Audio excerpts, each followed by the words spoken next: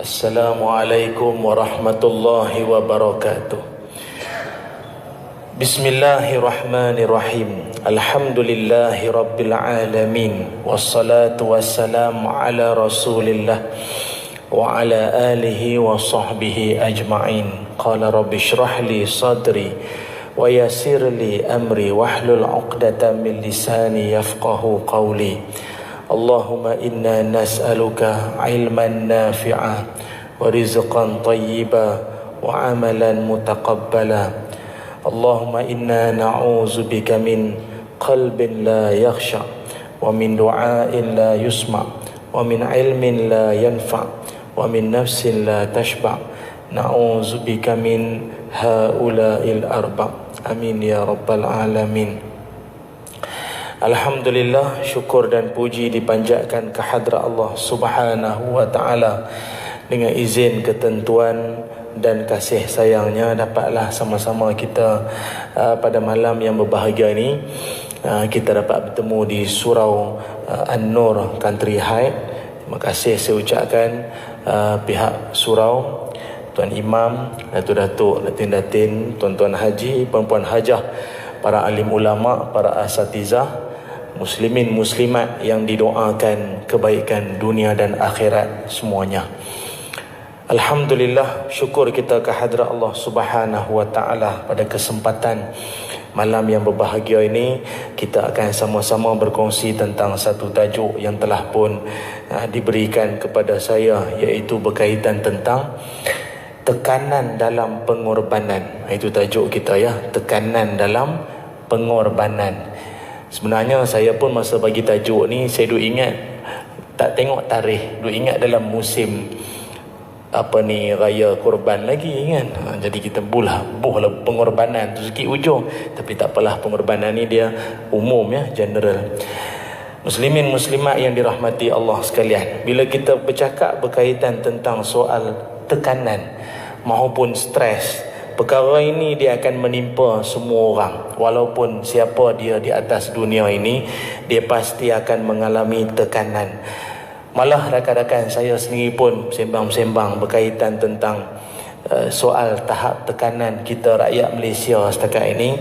Di Kementerian Kesihatan sendiri pun menyebutkan tahun 2020 masalah gangguan mental ini akan menjadi masalah gangguan ataupun penyakit paling berbahaya selepas daripada penyakit jantung.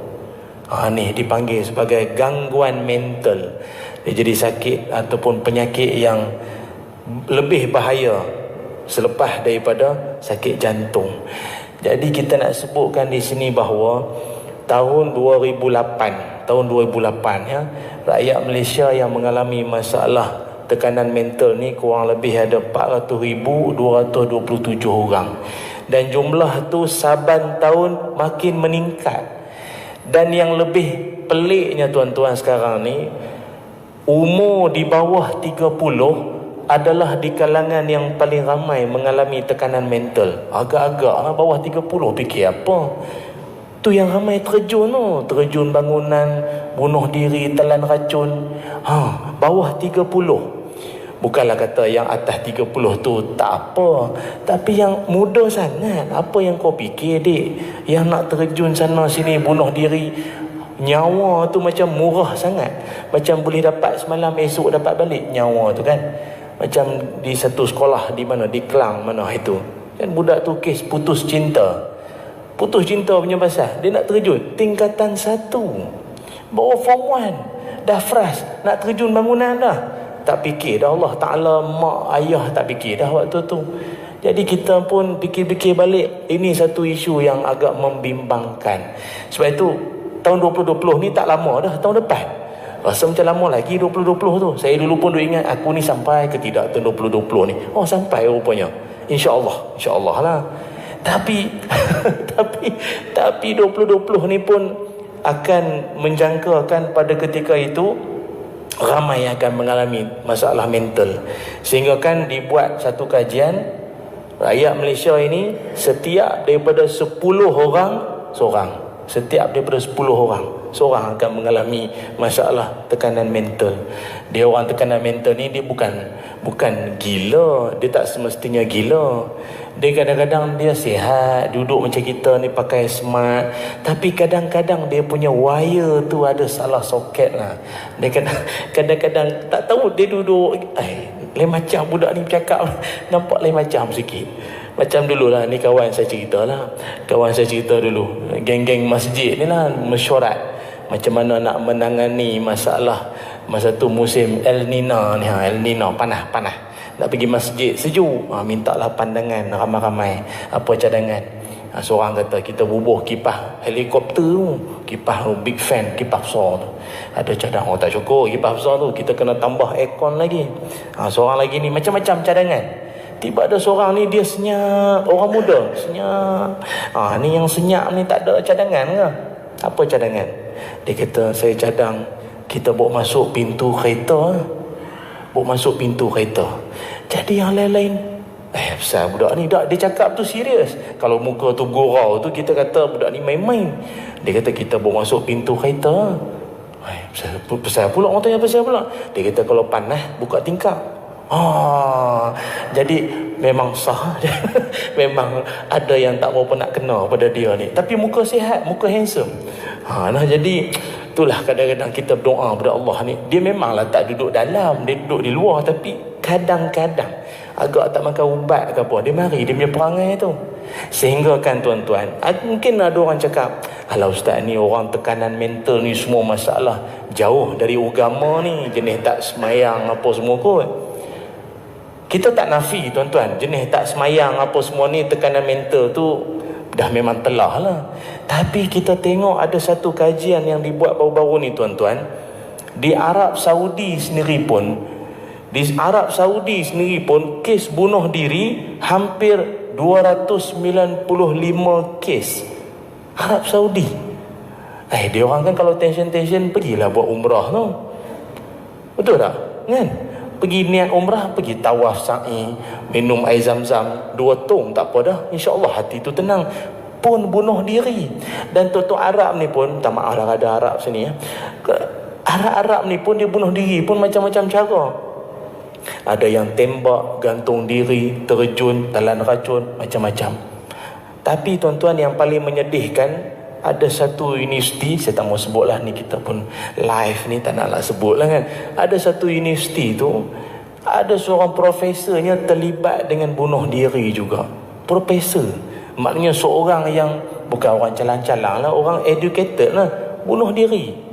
Dan kes dia bunuh diri itu apa sebab? Ni cerita ni bukan di Mekah ni, ada cerita di Saudi ni.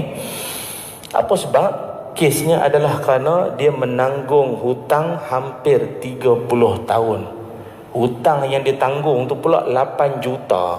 Tak settle-settle.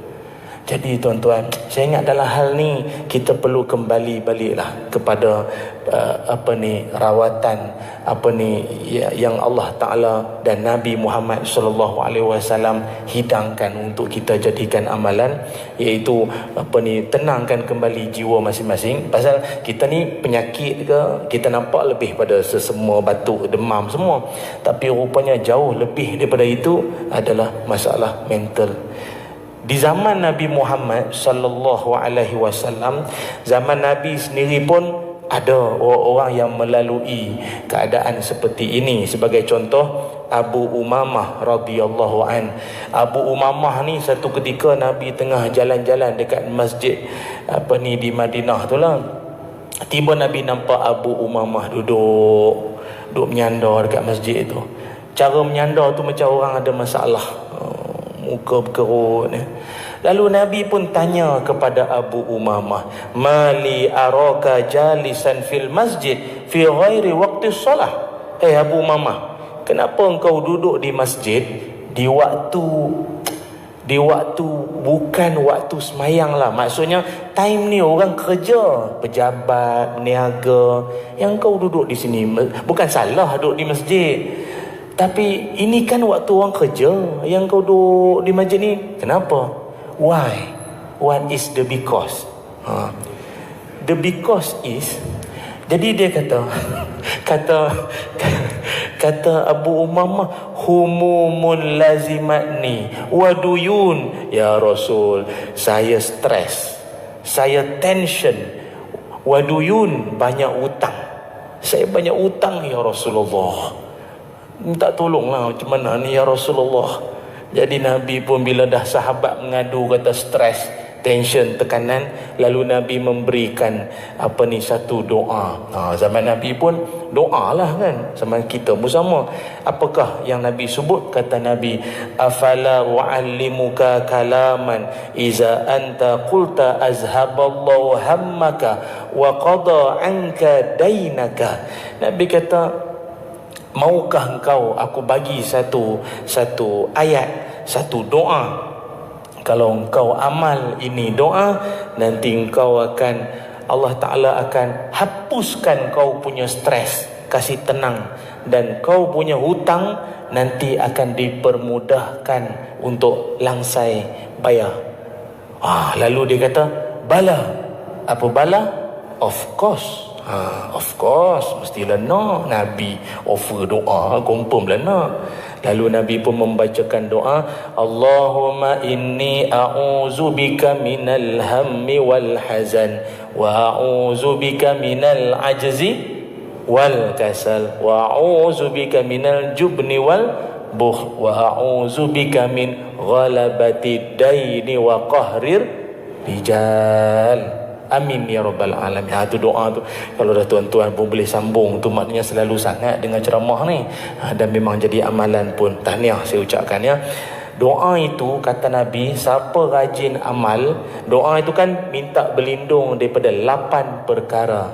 8 perkara yang paling kita tak nak lah. Saya pun tak nak hurailah apa benda tu, tapi salah satunya hutang, bab hutang. Jadi apa yang berlaku, Abu Umamah pun dia amalkan doa itu 2 kali pagi, 2 kali petang. Tuan-tuan pun sama, lepas mayang subuh, masa doa tu selit doa tu sekali, 2 kali pagi, 2 kali petang. Ada macam ubat doktor pula kan, 2 kali sehari. Kita kalau ubat doktor jaga sungguh, hadis ni kadang ikut tak ikut juga. 2 kali pagi, 2 kali petang. Jadikan amalan. Orang ada hutang, insya-Allah selesai.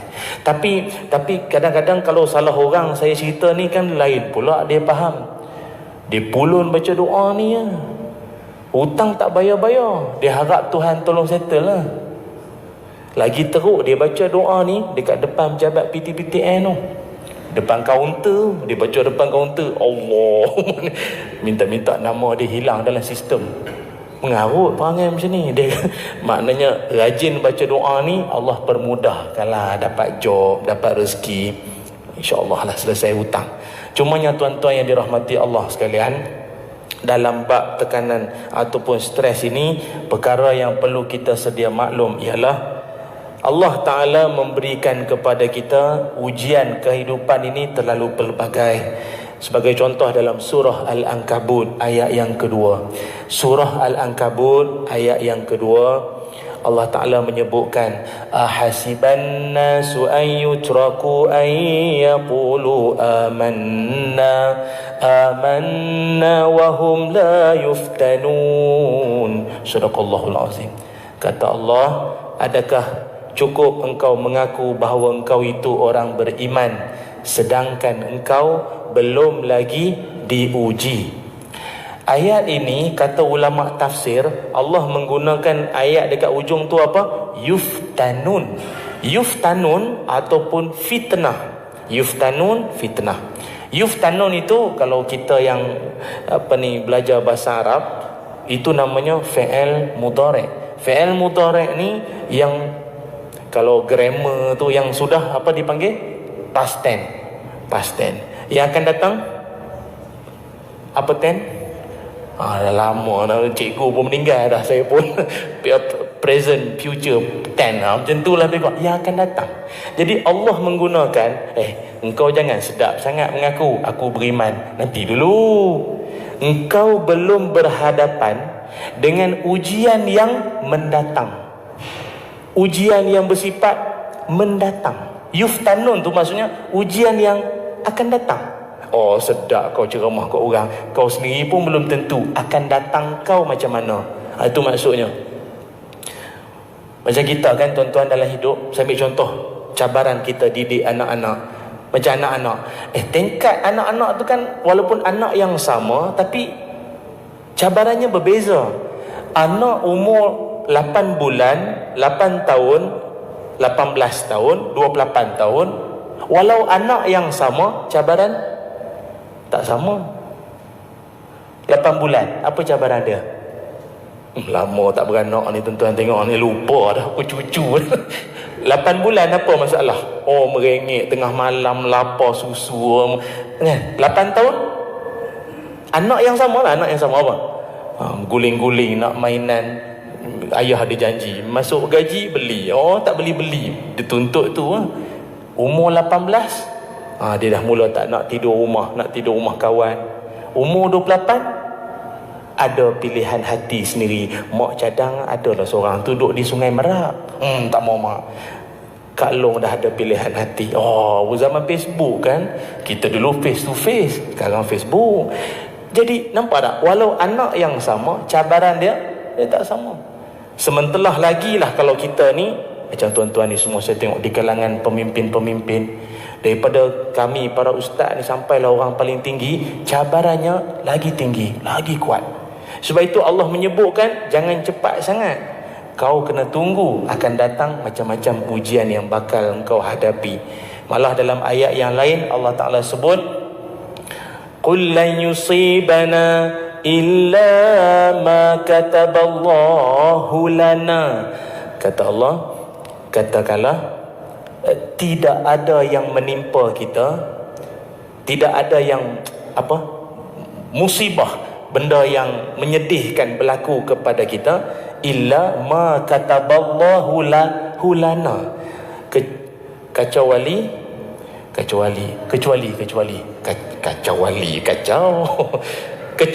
except musibah yang kena pada engkau itu. Tengok bahasa Arab, Allah kata apa? Hu lana. Allah tak guna perkataan alaina. Contoh apa tadi? Qul la yusibana illa ma kataballahu lana. Lana di situ maknanya musibah yang menimpa engkau itu ada baiknya. Kalau alaina, musibah yang menimpa kau itu ada benda yang bala, dah lah kau kena teruk dah, teruk lagi kena. Tapi Allah gunakan kalimah lana. Lana tu maksudnya ada benda baik yang bakal menyusul. Sabar, hari ni kau memang sedih, don't worry, be happy, pasal engkau akan something lah yang kau pun tak tahu aku akan bagi, kata Allah Ta'ala.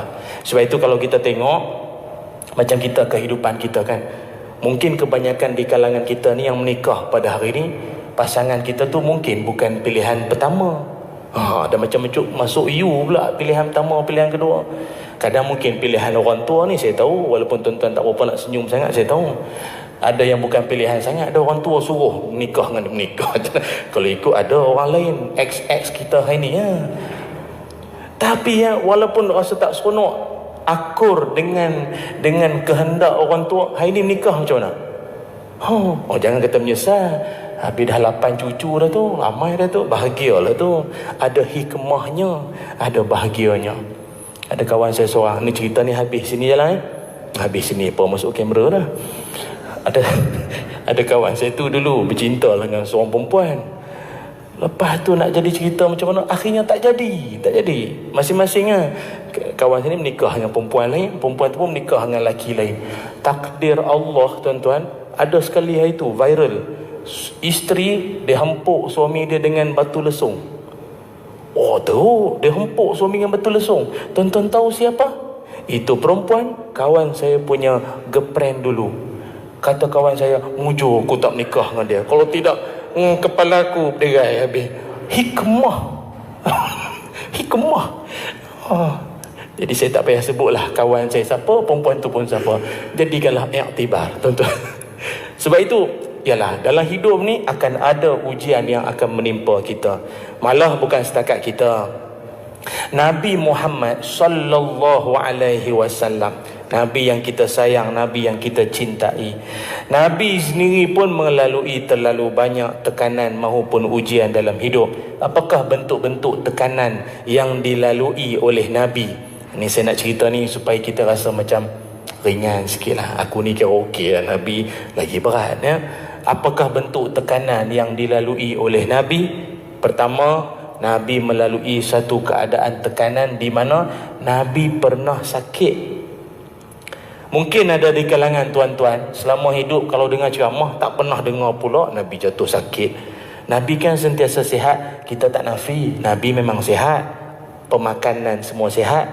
Tapi untuk pengetahuan tuan-tuan, seumur hidup Nabi, Nabi pernah diuji Allah dengan sakit. Riwayat menyebutkan ketika mana Nabi balik daripada haji, waktu tu Nabi demam. Nabi sering demam. Jadi kalau tuan-tuan demam, relax. Nabi pun demam. Kan kita fikir, oh Nabi kan sihat, tak pernah rasa macam kita. Tak. Nabi pun pernah demam. Dan Nabi punya demam jauh lebih berat daripada kita. Pernah diriwayatkan oleh Ibnu Mas'ud. Ibnu Mas'ud radhiyallahu an. Ibnu Mas'ud ni pembantu Nabi. Ibnu Mas'ud kata, aku pernah sekali masa ziarah Nabi. Nabi tak sihat, Nabi demam. Aku pernah sekali tu pegang, orang panggil apa? Orang demam kan macam itulah, kita pegang dahi, pegang tubuh Nabi, pegang. Kata apa ni Ibnu Mas'ud, la tu'aqu wiqa'an syadidan. Ya Rasulullah, panas sangat ni. Panas sangat. Panas sampai waqa'an syadidan ni mendidih, macam panas mendidih ni, panas sungguh ni. Panas sangat. Apa kata Nabi Muhammad sallallahu alaihi wasallam? Kata Nabi, anni u'aku kama yu'aku rajulani minkum. Dengar, Nabi kata, aku kalau demam, suhu demam sama dengan 2 orang demam. Orang demam berapa suhu? Ni ramai doktor-doktor ni berapa? 40 standard 40 kan? 40 standard lah 40. Kalau 2 orang yang demam berapa? 80 darjah Celsius suhu demam Nabi. Mendidih, air mendidih kan 100. 80. Oh, tak panas. Sebab itu Ibnu Mas'ud kata, ya Rasulullah, adakah ini semua panas engkau demam ini ya Rasul adalah untuk meningkatkan darjatmu ya Rasul? Kata Nabi, ajal, of course, ya, Allah nak angkat aku punya darjat ni semua. Demam Nabi. Baik itu kita hari ni kalau jatuh sakit demam ke apa, banyak ingat pada Rasulullah. Nabi jauh lebih, demamnya itu lebih berat berbanding kita ni semua tuan-tuan. Tu. Sebab itu kita ni, yalah kita demam lah, apa nak buat, ambillah ubat. Tapi tengah duk demam tu, mulut kena ada banyak ingat Allah Ta'ala, banyak ingat Nabi, bahawa Nabi jauh lebih berat dia punya demam berbanding kita. Panas tuan-tuan ya. Itu yang pertama, tekanan Nabi apabila sakit maupun demam ya, yang pertama. Yang keduanya, tekanan yang dilalui oleh Nabi Muhammad sallallahu alaihi wasallam juga, yang kita pun ada juga lalui tekanan macam ni, iaitu tekanan apabila berhadapan dengan cemohan, kejian family sendiri, keluarga sendiri. Tuan-tuan, mungkin kita kalau musim-musim Maulidur Rasul, kalau musim Maulidur Rasul, kita akan selalu dengar lah ceramah Nabi pergi berdakwah di mana? Di Taif kan. Itu selalu kita dengar lah, dan kita pun dah pergi dah ke Taif tu. Tapi untuk pengetahuan tuan-tuan, dalam hidup Nabi, apakah peristiwa? Kalau tadi Nabi demam, sekarang ni Nabi cedera teruk lah. Agak-agak dalam peristiwa apa tuan-tuan? Peristiwa mana? Cedera paling teruk, paling berat. Bagi saya lah, kalau tuan-tuan tengok dalam kitab-kitab sirah, Nabi ni dia punya tahap cedera yang bagi saya dahsyat sungguh, iaitu dalam perang Uhud. Perang Uhud ni menyaksikan Nabi kita punya kita kata apa ya, tahap cedera tu parah. Pernah sekali tu Nabi Muhammad SAW menceritakan Nabi sendiri cedera parah dalam perang Uhud. Masa tentera-tentera pemanah kan turun pergi ambil harta rampasan. Maknanya semua askar-askar habis berselerak lari semua dah. Tak tahu ke mana dah ni, semua pakai hilang dah. Kau agama, kau kesihatan, semua hilang. Habis hilang, berselerak habis. Tak tahu dah mana ni. Dan pada ketika itu Nabi macam mana? Waktu itu ada satu orang laki-laki nama dia Utbah bin Abi Waqqas. Utbah bin Abi Waqqas, dia nampak peluang, cantik. Nabi duduk macam orang panggil apa, macam tak ada orang kawal pada waktu itu. Utbah bin Abi Waqqas, dia datang bawa batu bata. Dia nak hempuk kepala Nabi tahu. Dia ambil batu bata tu, dia sampai dekat dengan Nabi, agak-agak dia sempat buat tak? Dia sempat buat. Nabi kan pakai topi besi. Topi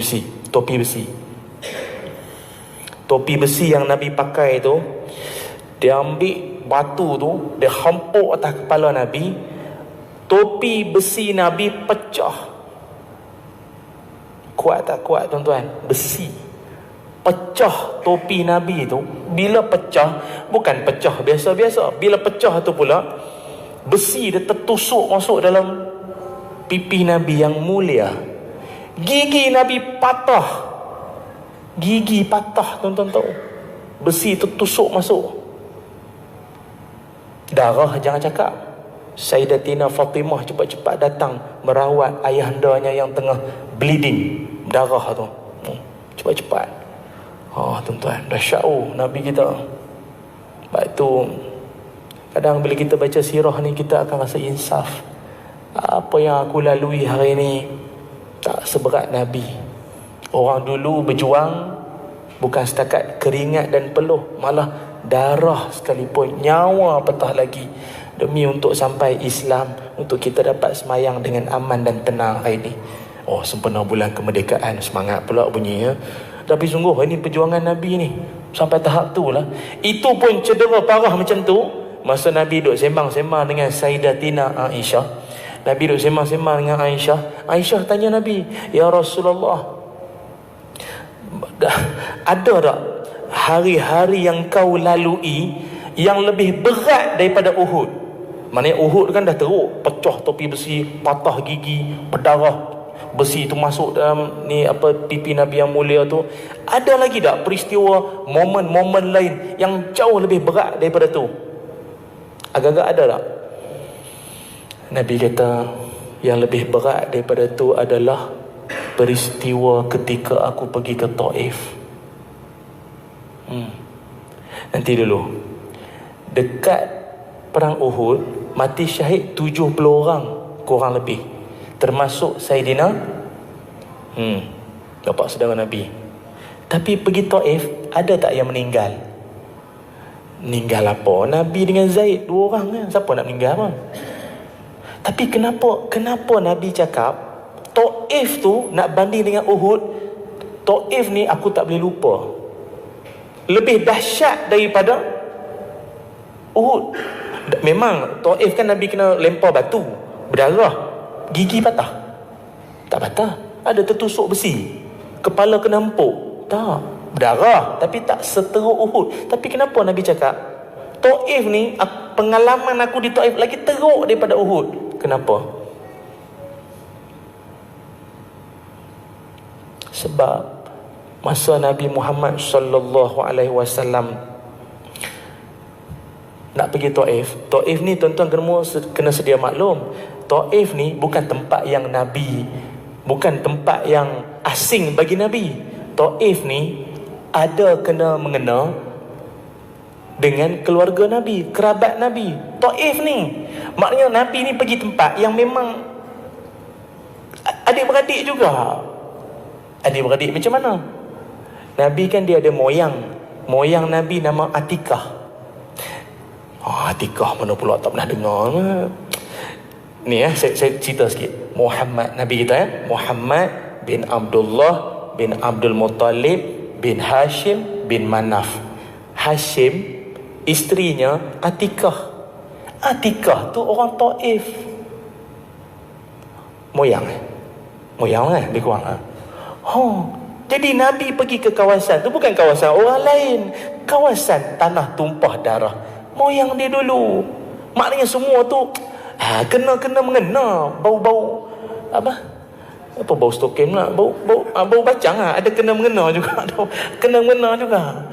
Dan masa Nabi nak pergi tu pula, bukan kata tiba-tiba sampai, Muhammad, kau datang daripada mana? Tak, memang dah ada plan. Maknanya Nabi nak pergi, sana pun dah tahu Nabi nak datang. Semua dah tahu. Datang, Nabi pun bersembang elok. Masa balik, puak-puak yang ni lah, yang orang besar-besar ni, dia orang upah budak-budak baling batu ke Nabi. Tu Nabi pelik. Aku datang bincang elok, meeting semua elok, asal baling batu kat aku ni? Tu Nabi pelik. Dan yang baling tu pula bukannya orang lain, kena mengena juga dengan keluarga Nabi.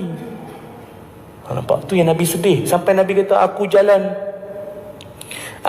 macam, kan lepas kena baling batu berdarah tu, aku jalan macam dah tak tentu arah. Waist pun dah pening. Sekejap turn left, turn right. Jadi gitu. Pasal aku pelik lah, macam mana boleh orang ni semua, aku datang elok-elok bincang, balik kau layan aku macam ni, kau baling batu apa semua. Kau kenapa? Apa masalah? Apa yang saya nak sebut di sini, kadang-kadang tuan-tuan, dugaan yang paling besar kita adalah apabila kita ini ditentang maupun diserang oleh darah daging sendiri. Sebab tu kalau tuan-tuan tengok Nabi-Nabi, daripada Nabi Adam sampai Nabi kita Muhammad sallallahu alaihi wasallam, it's all about family. Maknanya perjuangan mereka berdepan dengan family tu. Nabi Adam, anak dia Qabil, kan masalah kan, Qabil. Nabi Nuh, anak dia Kanaan. Ayah dia mari ajak main naik kapal sekali, dia tak nak, anak dia Kanaan. Nabi Lut, isteri dia belot pula tu, isteri Nabi Lut, wife, keluarga lah. Nabi Ibrahim, bapa dia pembikin berhala, family. Siapa lagi? Nabi Muhammad SAW, Abu Lahab. Lagi ni pok-pok Taif ni, family sendiri. Sebab tu bagi saya tuan-tuan, macam saya sendirilah, ni cakap secara peribadi, tak, family saya tak ada masalah. Okey, family saya masuk live ni, family saya okey. Tapi tapi saya nak cerita ni macam ni. Saya ni secara peribadi lah. Ni man to man punya sembang, heart to heart. Heart to heart.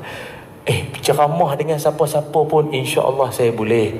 Ceramah dengan siapa pun insya-Allah saya boleh cakap. Tapi paling mencabar kalau family jemput saya ceramah.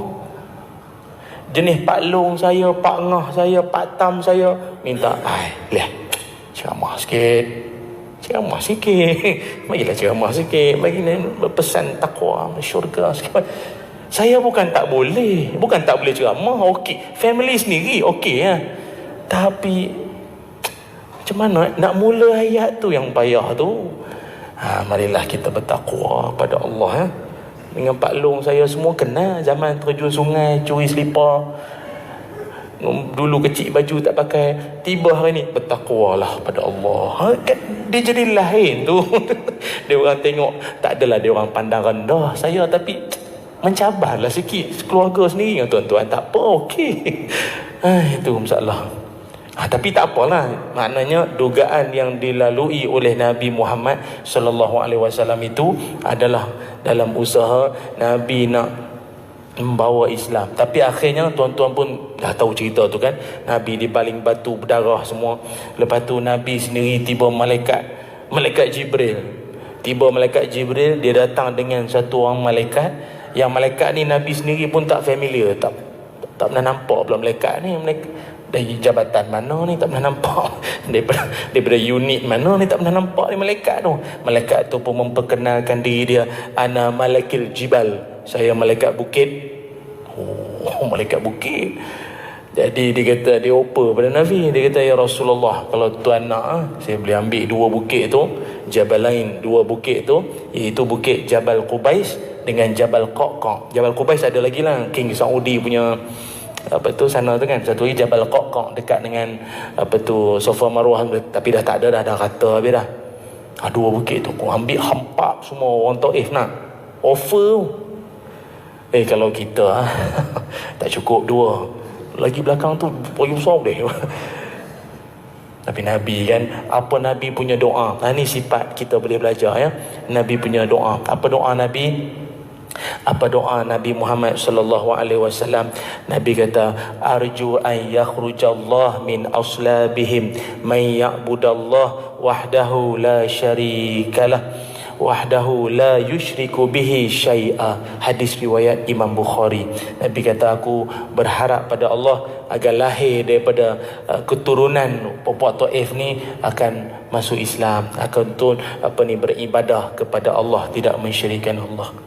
Makbul, doa Nabi makbul. Tepat 630 Masihi, Bani Saqif datang jumpa Nabi dan syahadah masuk Islam. Ini pelajaran paling penting bagi kita. Walaupun kita rasa kita stres lah apa yang berlaku pada kita pada hari ini ke apa, tapi rupanya ada sesuatu hikmah yang besar yang Allah nak janjikan kepada kita. Jadi tuan-tuan, kita bagi laluan azan isyak dulu ke macam mana? Ke terus? Saya ikut kita pulang. Terus terus. Tapi malam esok azan lah ya. Okey, baik. Itu yang kedua ya, cabaran, tekanan yang dilalui oleh Nabi Muhammad sallallahu alaihi wasallam. Yang ketiganya, Nabi Muhammad sallallahu alaihi wasallam, baginda Nabi juga berhadapan dengan satu lagi bentuk ujian, yang mana ujian ini mungkin ada di kalangan kita yang pernah lalui. Kematian orang tersayang. Kematian orang tersayang. Anak kita ke, pasangan kita ke, ayah kita ke, mak kita ke. Benda ni dilalui oleh Nabi. Tapi Nabi kita, dia punya dahsyat. Kematian anak tu yang paling menghiburkan sekali. Tuan-tuan mungkin pernah dengar dalam sirah Nabi Muhammad sallallahu alaihi wasallam ni, anak Nabi ada berapa orang? Anak Nabi kita ada 7 orang. Dia kena nyanyi baru ingat. 3 laki-laki, 4 perempuan. Kasim, Abdullah, Ibrahim, Fatimah, Zainab, Umi Kalsum, Siti. Alhamdulillah, ada setengah tempat kata Siti Nordiana. Dia Siti Ruqayyah lah sepatutnya. Anak Nabi kan 7 orang. La ilaha illallah, takdir Allah. Ini ketentuan Allah ni. Ketujuh anak Nabi meninggal belaka. Meninggal habis. Zainab, anak Nabi kan, Zainab pada 8 Hijrah wafat. Al-Qasim umur tak sampai setahun meninggal. Anak Nabi nama Ruqayyah pun muda meninggal, umur 24 tahun. Sempatlah matrik, masuk universiti pun kejap 24 kan. Tapi muda meninggal. Umi Kalsum pun lebih kurang tu juga, 28 tahun meninggal. Kemudian anak Nabi nama Abdullah pun lagi tak sampai setahun meninggal. Anak Nabi yang nama Fatimah. Fatimah ni panjang umur. Fatimah, isteri kepada Sayyidina Ali karamallahu wajhah. Ini panjang umur. Dia wafat 6 bulan selepas Nabi wafat. Tu yang masa Nabi nak wafat tu kan Sayyidatina Fatimah kan, Nabi panggil mai dekat. Nabi bisik ke telinga Fatimah. Sekali Fatimah muka macam sedih. Nabi bisik sekali lagi, senyum. Sayyidatina Aisyah tengok daripada jauh, anak beranak tu duduk sembang. Teringin nak tahu apa benda sembang duduk beranak ni. Tak lama selepas tu, bila Nabi wafat, baru Nabi tanya, Aisyah tanya, "Hai Fatimah, hai tu duduk sembang-sembang dengan apa? Sembang apa?" Fatimah kata, "Ayahanda bagi tahu Sekali yang pertama tu ayahanda kata nak meninggal dah. Tu yang saya sedih. Lepas tu yang sekali lagi yang kau senyum, kenapa? Ayahanda kata lepas ayah kau pula meninggal lepas ni. Oh seronok nak jumpa ayah balik di sana. Tu cerita dia Fatimah. Dia sempat hidup panjang sikit. Tapi tuan-tuan, salah seorang lagi anak Nabi nama Ibrahim. Anak Nabi ada seorang nama Ibrahim. Dia wafat pada umur 2 tahun. Dalam ramai-ramai anak Nabi ni, Ibrahim ni Nabi dia punya sedih lain macam sikit. Nabi dia punya sedih lain macam sikit. Dia punya sedih sedih lah, memang menitih mata lah, sedih. Tu Nabi dia sedih sikit. Pasal apa? Pasal kalau kita tengok secara logiknya, anak kalau 2 tahun ni kita dah start, bukanlah kecil sangat tu tak sayang. 2 tahun ni dia dah boleh respon. Tatah kita balik kerja pun daddy baby pula dah, abah baby pula dah, papa daddy gitu lah. Jadi kita pun seronok, tak sabar nak balik mengenangkan anak tu. Itu yang Nabi sedih sikit tu, Ibrahim ya. Dan Nabi pula masa tu Nabi macam bersedih, Nabi duduk baring macam tu. Sahabat-sahabat Nabi dia duduk keliling Nabi masa tu, mengelilingi Nabi. Nabi duduk tengah-tengah, duduk baring macam tu. Tidur ke? Tak. Nabi ni dia nak kata tidur pun tak, celik sangat pun tak. Macam tuan-tuan sekarang kot, nak kata tidur sangat pun tak, celik sangat pun tak. Macam tu lah tuan-tuan. Macam tu lah senang faham kot tuan-tuan, tak apa nak faham. Jadi dia macam tu lah tu. Mak sedih. Tiba-tiba tuan-tuan, Nabi tengah duduk macam tu sedih. Tiba Nabi bangun. Nabi bingkas bangun seolah-olah orang yang baru dapat berita gembira. Nabi macam happy balik. Nabi macam dapat satu semangat baru. Apa sebab? Tadi kan sedih, tiba macam semangat balik. Apa sebab? Rupa-rupanya telah turun ayat. Ni saya cerita ni ambil pelajaran lah. Turun ayat Bismillahirrahmanirrahim. Inna a'tainakal kautsar fasalli lirabbika wanhar inna syani'aka huwal abtar. Sadaqallahul azim. Tuan-tuan pernah baca ayat tu? Selalu ayat itulah menyebabkan Nabi kembali semangat. Tuan-tuan pun sama. Kalau tuan-tuan pergi sembahyang tarawih, imam baca inna a'taina, semangat inna a'taina apa? Nak pula 8 rakaat, 88 semua inna a'taina. Power imam ni. Mana tauliah kau dapat? Inna a'taina teruk sungguh. Dalam 3 ayat dah 8 inna a'taina. Tapi kira okey nak a'taina, panjang juga. Ni kisah benar ni. Kawan saya seorang, dulu dia mengaji Pakistan, dia buat tahfiz di Pakistan. Sekali dia semayang, ada satu imam tu memang disegani. Imam ni memang hebat lah. Di depan saf, gaya tu, Allahu Akbar, habis waladdallin, amin. Okey, Bismillahirrahmanirrahim. Orang tunggu apa ayat dia nak baca. Qaf.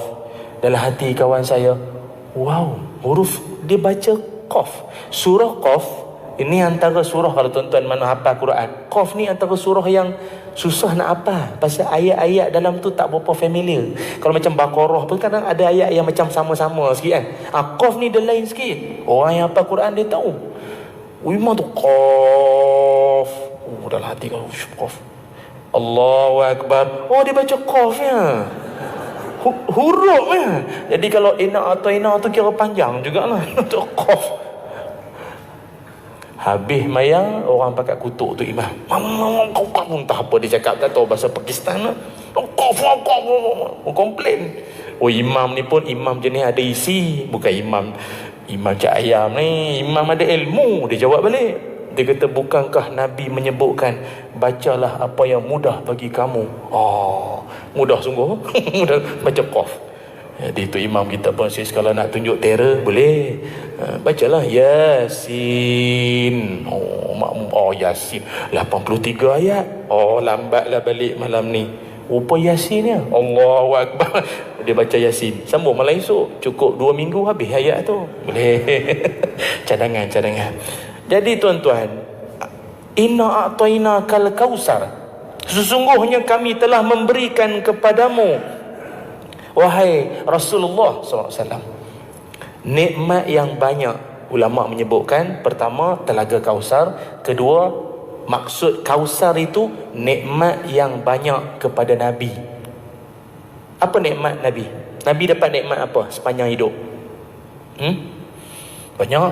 Pertama, Nabi dipilih sebagai, daripada seluruh umat manusia, nikmat yang pertama, Nabi kita dipilih sebagai Nabi.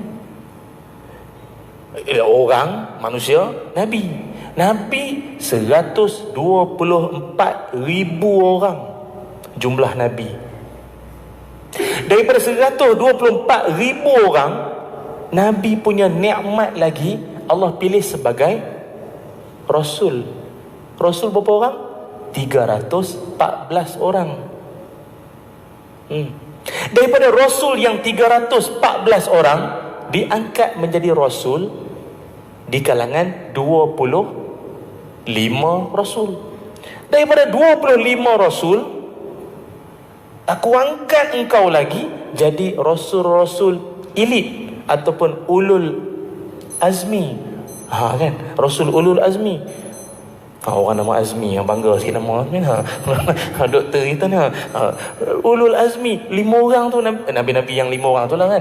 Daripada 5 orang Rasul Ulul Azmi tu pula, kau menjadi Sayyidul, penghulu sekalian Nabi. Banyak nikmat aku bagi kat kau. Takkan aku bawa ambil seorang kau mau sedih. Relax. Tenang. Aku bawa ambil seorang anak kau. Ataupun, yalah anak-anak aku ambil. Kau dapat nikmat lagi banyak. Nanti akhirat kau punya umat ramai. Umat ramai ni pun salah satu nikmat Nabi tu. Pasal kan Nabi pernah cerita masa Isra Mi'raj, aku masa terbang Isra Mi'raj tu, aku tengok Nabi kata, aku tengok ada umat Nabi dia sebutlah berapa ramai. Dan Nabi kata, aku ada tengok ada satu Nabi tu, umat dia 2 orang. Umat 2 orang kan. Tah seorang PA, seorang driver apa. 2 orang. Nabi bukan tu imam, Nabi 2 orang follower. Kalau update status tak ada siapa like, 2 orang follower. Contohlah, Nabi 2 orang follower. Nanti dulu 2 orang pun kira okey. Nabi kata ada Nabi, tak ada umat. Panjang pula cerita bab Nabi-Nabi ni. Tapi bila Allah Ta'ala ingatkan Nabi, Muhammad, janganlah sedih sangat, aku bagi kau nikmat banyak. Macam tuan-tuan, kita ni sebenarnya dalam hidup, kalau kita kenang kembali, fabi ai ala'i rabbikuma tukazziban, kan 31 kali Allah ulang dalam surah Ar-Rahman tu. Nikmatku yang manakah yang kau nak dustakan? Ingat balik nikmat, dia tak jadi, bukan tak jadi stres, dia jadi kurang sikit stres tu. Ingat, kenang balik nikmat banyak. Nikmat Tuhan bagi banyak tuan-tuan. Tuan-tuan datang ni, ya Allah, sihat-sihat semua, syukur. Tuan-tuan ni saya tengok dah lah golongan orang panggil somebody. Somebody, saya nobody. Lain. Ni nobody but you. Tuan-tuan, somebody. Allah Ta'ala bagi nikmat banyak, lepas tu sihat, datang semayang, nikmat punya banyak. Takkan hilang selipar mau bising. Ke situ pula dah punya. Contoh. Pasal saya pun pernah hilang. Geram juga. Ceramah di Kedah sekali. Habis ceramah keluar. Hilang. Dah, masalahnya hilang sebelah. Dah, kau nak ambil pun ambil lah dua-dua. Dah, jadi tak sakit hati sangat. Kau ambil sebelah, kau tinggal lagi sebelah. Separuh jiwa ku pergi. Betul? Lepas tu hilang, tinggal sebelah. Saya pun menung tengok, Allah, Sebab lepas tu nak pergi naik airport, nak ke airport, nak naik flight. Kalau naik kereta aku tak heran tak ada kasut. Takkan pergi airport kaki ayam. Orang masjid dia tengok saya duduk termenung di tangga. Ustaz, kenapa? Kasut hilang sebelah. Saya ingat ikutlah dia nak kata, tak apa Ustaz, kita pergi cari. Kita pergi cari siapa yang berkosong. Tak ada lah. Apa dia cakap? Ni semua ujian Allah. Ni masalah tuan-tuan. Kita ceramah ujian-ujian, dia bubuh kita. Boleh lah. Dia kadang-kadang penceramah ni kena diceramahkan balik, baru diingat, baru diinsaf. Astaghfirullahaladzim, betul juga ya. Tak apa Ustaz, kita bagi selipar masjid. Boleh? Saya sponsor selipar masjid. Selipar masjid tu kalau rupanya handsome, tak apa. Selipar masjid tuan-tuan tahu, yang gunting depan, gunting belakang tau. Siap ada tulis lagi, hak masjid. La ilaha illallah. Jari hidup macam tu. Orang dalam ihram bolehlah pakai hak jari hidup macam tu. Nasib. Masuk dalam kamera dah ni, tak apalah. Jadi banyakkan bersabar. Ini semua ujian Allah, tuan-tuan. Dan Nabi Muhammad sallallahu alaihi wasallam, ini saya nak share. Kalau tuan-tuan diuji Allah, janganlah tinggalkan ayat ini. Ini doa saya nak bagi ya. Tuan-tuan kalau diuji Allah, jangan tinggal ayat ini. Sebab ni Nabi ajar kita ya. Nak rakam pun boleh, nak tulis pun boleh ya. Rakam apa tak kisah. Ayatnya apa? Tuan-tuan diuji dengan apa-apa bentuk musibah. Bacalah apa? Baca apa? Inna lillahi wa inna ilaihi rajiun. Ustaz, tu pun tahu lah Ustaz, lama dah amal. Memang itu dia punya intro. Sambung dia. Sambung dia. Sambungan dia baca ini. Allahumma jurni fi musibati wa akhlif li khairan minha. Sekali lagi ya. Sekali lagi. Allahumma sama-sama 1 2 3. Allahumma jurni fi musibati wa akhlif li khairan minha. Sekali lagi ya. Allahumma jurni fi musibati wa akhlif li khairan minha. Amin ya rabbal alamin. Apa makna doa itu? Ya Allah, kurniakanlah ganjaran pahala di sebalik ujian yang menimpa ku ini. Maknanya tuan-tuan, sabar berpahala. Bukan duk menahan seorang, tapi sabarnya kita ini dapat pahala. Kan ada orang baca Quran semayang baru dapat pahala, ni sabar pun dapat pahala. Lepas tu wa akhlif li khairan minha, gantikanlah dengan yang lebih baik daripada apa yang hilang daripada ku ini. Minta Allah gantikan yang hilang tu, ganti yang lebih baik. Agak-agak tuan-tuan, doa ni siapa baca? Siapa yang baca mula-mula? Ummu Salamah ni sebelum dia kahwin dengan Nabi Muhammad sallallahu alaihi wasallam, dia ada suami. Nama suami dia dipanggil Abu Salamah. Ya. Dan suami dia tak lama lepas tu meninggal. Dalam keadaan dia sedih tu, dia doa agar Allah gantikan dengan suami yang, atau ialah pengganti yang lebih baik. Dapat tak? Siapa? Nabi. Nabi memang paling terbaik ya. Jadi manalah tahu kalau kalangan tuan-tuan yang mungkin single father, doalah. Ya Allah, gantilah lebih baik kan. Berapa untuk jaga kita di hari tua. Mana tahu yang dapat jananik ke apa, mana tahu kan.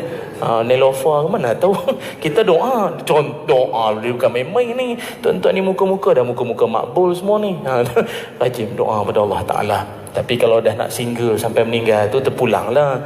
Itu cadangan saja. Itu doa tu banyakkan baca ya. Sebab kebanyakan kitab-kitab pun ulama menyebutkan orang yang melalui keadaan stres ni ada beberapa punca, ada beberapa sebab. Ini dari sudut agama lah ya. Kata ulama, kebanyakan orang yang melalui banyak tekanan dalam hidup ni ada 4 sebab. Ada 4 sebab utama. Yang pertamanya ialah kerana dia sendiri pun tak jelas matlamat hidup. Apa dia nak, dia tak tahu apa yang dia nak dalam kehidupan dia. Sebab tu kita paling sedih hari ni tuan-tuan tengok berapa ramai kahwin, berapa ramai berumah tangga, tak lama lepas tu bercerai. Loh, bukan kata 30 tahun, 3 bulan baru kahwin cerai. Saya kawan-kawan ramai, kawan-kawan pejabat agama cerita cerai. Sedih tuan-tuan. Muda-muda ni bercerai dah lah. Kadang-kadang tak tahu matlamat kahwin kan. Agak sebab orang kahwin, kita kahwin, tak tahu matlamat, persediaan semua tak ada. Sebab itu orang tua-tua selalu berpesan, sekali kita bernikah ni, biarlah sampai ke hujung nyawa ataupun sampai ke syurga. Sampai ke syurga. Ni kita ni semua tuan-tuan ni, mudah-mudahan ya doa pada Allah ya. Surah Ghafir ayat 8. Surah Ghafir ayat 8. Itu dalam ayat tu doa malaikat tu, suami baik, isteri baik semua, Tuhan akan jumpakan balik nanti dalam syurga Adenin. Syurga kan 7 tingkat, salah satunya syurga Adenin. Habis tu ustaz, nanti saya dapat bidadari tak ustaz? Tak habis-habis bidadari kau, tak habis-habis. Bidadari dapat. Bidadari dapat. Allah Ta'ala sebutkan dalam surah Al-Waqi'ah, bidadari itu dapat, Allah Ta'ala akan bagi. Bersusun datang, susun datang depan kita. Tuan-tuan boleh pilih lah. Boleh pilih. Tapi macam tuan-tuan nampak muka tawaduk sangat ni, macam tak nak nampak kan. Padahal adalah hati tu. Dia bidadari. Tapi akak-akak, puan-puan datin-datin jangan marah sangat. Pasal yang akan jadi ketua kepada bidadari itu siapa? Al-mar'atu solihah, isteri yang solihah, isteri yang baik, dia akan jadi supervisor kepada bidadari itu semua. Supervisor pula dah. Dia jadi ketua lah, ketua unit bidadari. Dia jadi ketua. Maknanya tuan-tuan okey tak ni? Macam tak apa okey macam ustaz, memang dia akan ikut juga dalam syurga. Lah, habis dia solehah, dia ikutlah sekali. Kan? Macam tak apa setuju tak lah ni macam ni. Tuan-tuan bincanglah dengan malaikat tu nanti. Bincang elok dengan malaikat. Tuan malaikat, tak boleh ejah dia pergi syurga lain. Saya nak dia syurga, tapi syurga lain lah. Tak boleh. Pasal daripada dunia jumpa dia. Janganlah macam tu. Suami soleh dia akan sampai apa sekarang ni orang cakap apa, til jannah.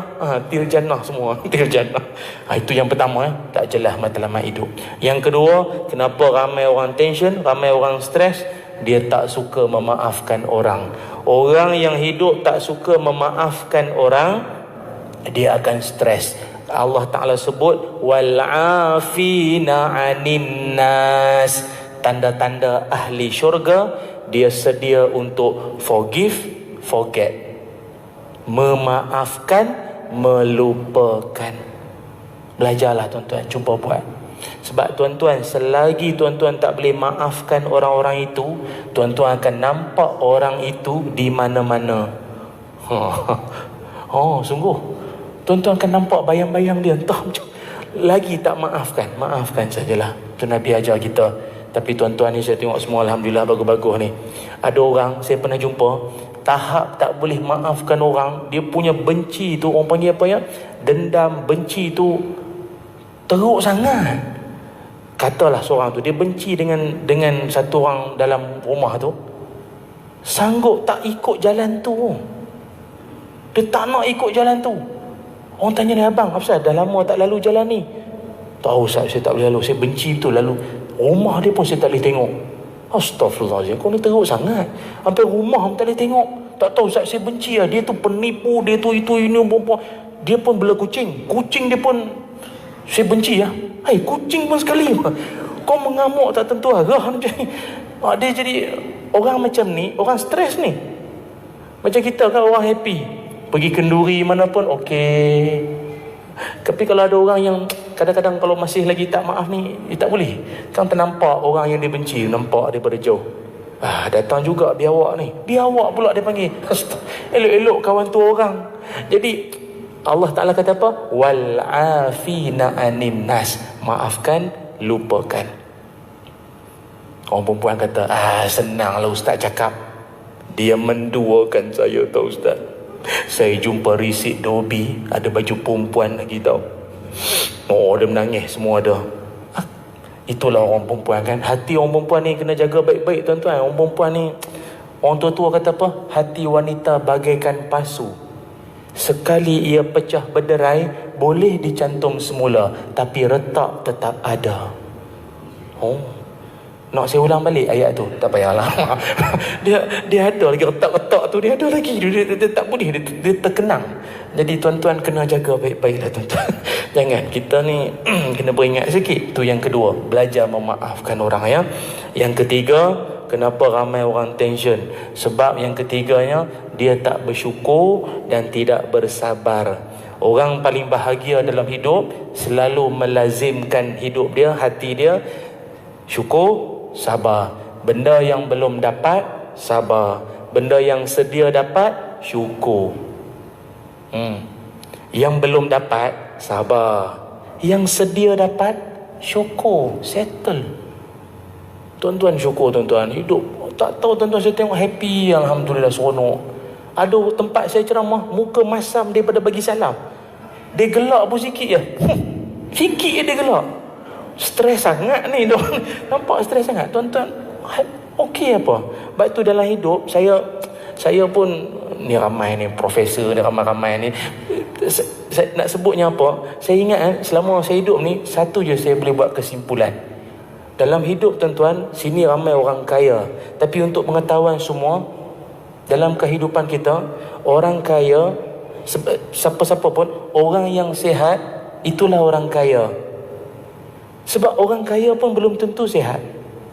Tapi lagi beruntung, dia kaya dan dia sihat. Syukur. Kadang ada orang tak puas hati, dia tak dapat tu, dia tak dapat. Abang kan sihat, syukur. Saya ceramah di Singapura, ada seorang Pak Haji tu, umurnya 80 tahun. Putu piring pun dia boleh makan. Bang, putu piring tu kalau sekeping 2 tak apa. Satu set tu kan berapa dolar tau. Dia seorang. Dia tak pelau aku. Itu yang lagi geram. Dia makan. Tak, dia kata, ustaz jom saya belanja. Mana belanja dia? Dia pulun seorang lah. Dia kena orang tua-tua, kalau menyembang tak ingat dunia. Habis dia makan seorang. Sihat. Ajak makan sup tulang kat mana tu? Beach road yang tulang merah tu kan. Dia boleh makan. Sihat. Syukur. Sebab itu tuan-tuan dalam hidup, bagi saya lah, orang yang sihat, itulah orang yang kaya. Health is wealth. Jagalah kesihatan masing-masing. Tu. Lepas ni ada makan. Astaghfirullahaladzim. Tak apalah, malam ni saja ya. Malam ni. Saya pun masalahnya, saya ceramah mana-mana Datuk. Kadang-kadang orang cakap, tak apa ustaz, malam ni je ustaz, makan lebih. Masalahnya, engkau memang malam ni. Aku tiap-tiap malam macam ni. Rezeki Allah, rezeki. Yang keempat, orang yang tension, stres dalam hidup, akibat kerana apa? Kerana dia tidak bergantung kepada Allah dan lebih bergantung kepada manusia. Kita kalau hidup banyak bergantung pada manusia, tension. Memang tension.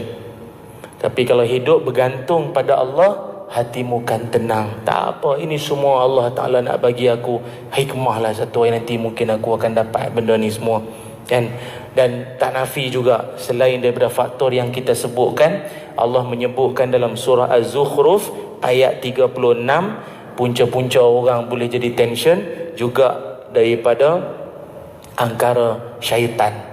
Ini Allah sebut surah Az-Zukhruf ayat 36. Tuan-tuan boleh tengok.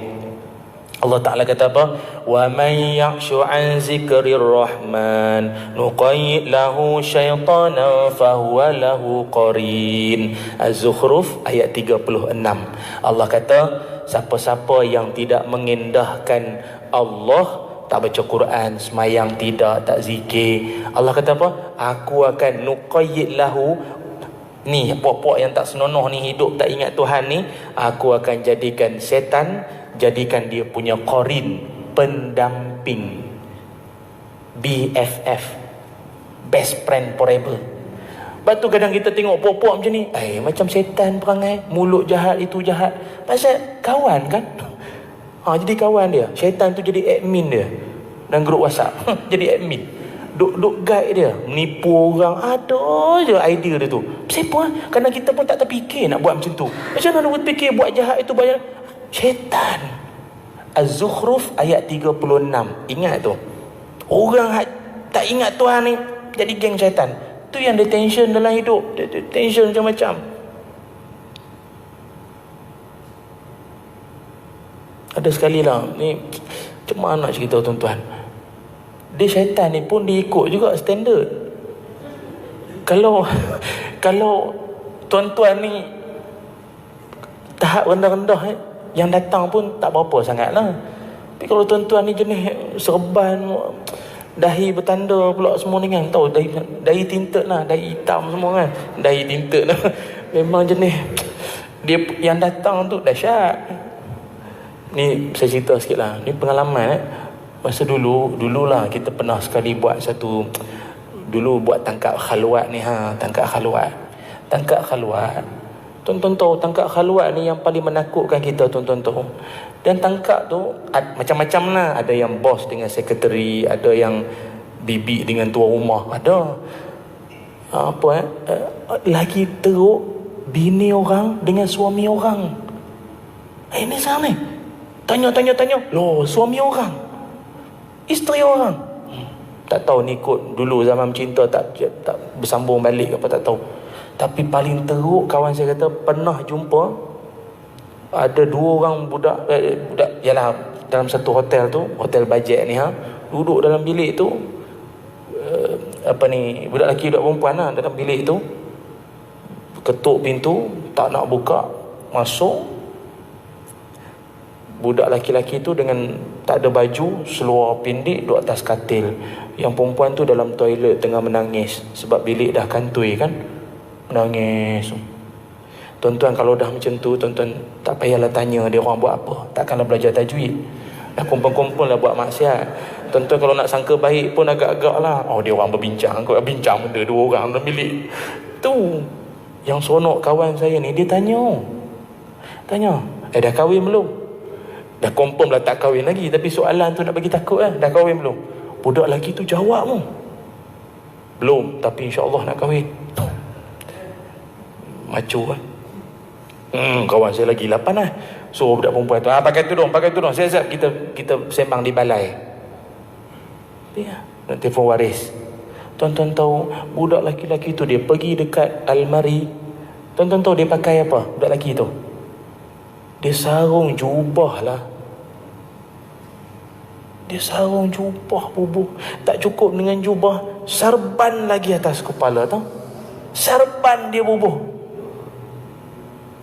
Perempuan tu pula dengan jubah hitam, jubah abaya tu kan, dengan tudung besar, bukan tudung siakap bawal, bukan, tudung besar, tudung bulat besar tu. La ilaha illallah. Jadi tuan-tuan, kawan saya ni dia jadi terkejut monkey. You know terkejut monkey? Terkejut beruk nama. Korang ni main planet mana ni? Biar betul. Dah takut salah orang lagi. Rupanya tuan-tuan, make it story short lah ya, dia 13 episod, panjang cerita dia panjang. Budak tu rupanya budak-budak tahfiz. Tengok tuan-tuan pun lah. Kawan saya lagi lama dah lah tu.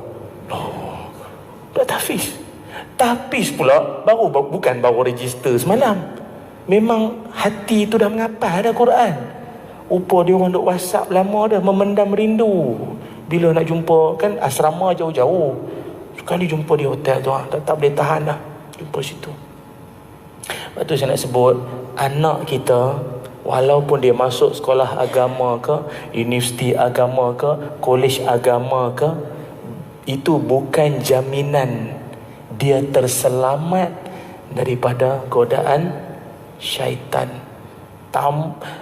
Budak ngapa Quran Lagilah makam lagi tinggi, orang itu Quran dalam dada. Syaitan yang datang pun lagilah besar. Kalau macam kita kan baru nak bertaubat ni, mungkin budak-budak praktikal yang datang tu. Budak-budak intern datang kacau. Pakcik tidur. Itu lah. Tapi hak jenis besar-besar ni, tak tahulah, pangkat lagi tinggi datang tu. Hak calik tu sepapan agaknya kan. Banyak macam pangkat dia tu. Dahsyat. Kawan saya pun jadi, Masya Allah, budak-budak ni, ya Allah, apa nak buat. Yang lagi teruk, kawan saya tu pakai t-shirt. Takkanlah ustaz pejabat agama nak pakai jubah berselerak lari budak-budak tu. Dia pakai tak nampak sangat, menyamar lah. Dia pakai t-shirt, saya buh gelang sikit bagi tak nampak sangat. Oh, merok habis lah. Dia kata aku tak nak pakai. Pakai lah.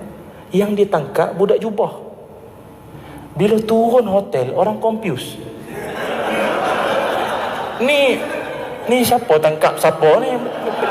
Dunia nak kiamat ke apa benda ni? Jadi tuan-tuan, marilah kita sama-sama kita pelihara keluarga kita baik-baik. Memang stres dengan ujian yang macam-macam, tapi jangan lupakan tanggungjawab kita mendidik keluarga. Selagi kita masih hidup, tanggungjawab anak-anak kita menjadi tanggungjawab kita bersama. Wallahu alam. Cukup takat inilah tuan-tuan ceramah saya, dan mudah-mudahan memberikan manfaat buat kita bersama, insya-Allah. Tapi macam biasalah, sebelum akhir saya nak tinggalkan tuan-tuan satu doa, yang mana doa ni untuk dijadikan amalan bersama. Yang mana doa yang saya nak tinggalkan kat tuan-tuan ni, iaitu doa semoga Allah kurniakan kita Allah kurniakan kita umur panjang, keturunan baik-baik, soleh, diampun dosa, diberkati rezeki. Ni 5 benda insya-Allah saya nak kongsikan doa ni ya. Bismillahirrahmanirrahim. Saya baca, tuan-tuan ulang boleh nah? Okey. Bismillahirrahmanirrahim. Allahumma aksir mali wa waladi wa atil hayati wa barik li fima a'taitani waghfir li. Allahumma aksir mali wa waladi wa atil hayati wa barik li fima a'taitani waghfir li. Ya Allah, banyakkanlah hartaku, ramaikan keturunanku, panjangkan umurku, berkatilah setiap kurniaanmu, ampunilah aku. Amin ya rabbal alamin. Hebatnya doa tu adalah doa yang Nabi baca kepada Sayyidina Anas bin Malik.